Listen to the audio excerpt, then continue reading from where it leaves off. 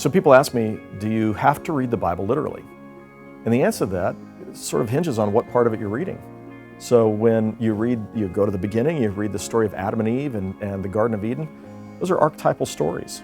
They're really not trying to tell us a history of some ancient people who lived millennia or maybe hundreds of thousands of years ago. They're trying to tell us about ourselves. And so in those stories, we don't read them so much literally, we read the truth in them. They're archetypal stories, and we also are Adam and Eve.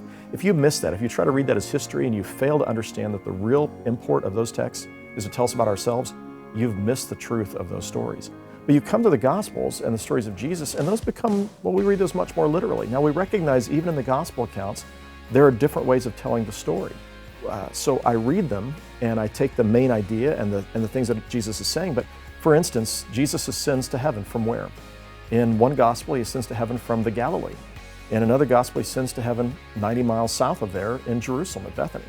So if I'm reading them literally, I have a problem. But if I'm reading them and saying, okay, these are two different accounts, they're two different recollections of the same story, I'm not so caught up in did it happen in Bethany or Jerusalem, but I believe it happened.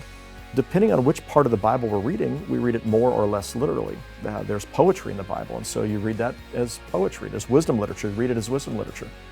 But there are other stories, like the story of Jonah in the belly of the whale, and that story I think is one that's meant to be read prophetically. We read it and we understand that it's making a point.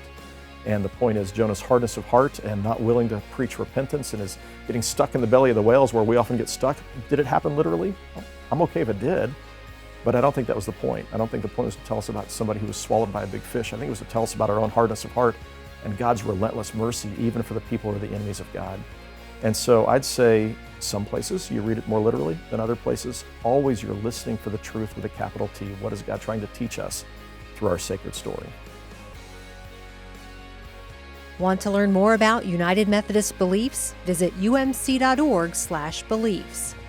To find a pastor to talk to and a church to visit, try Find a Church at umc.org/FAC.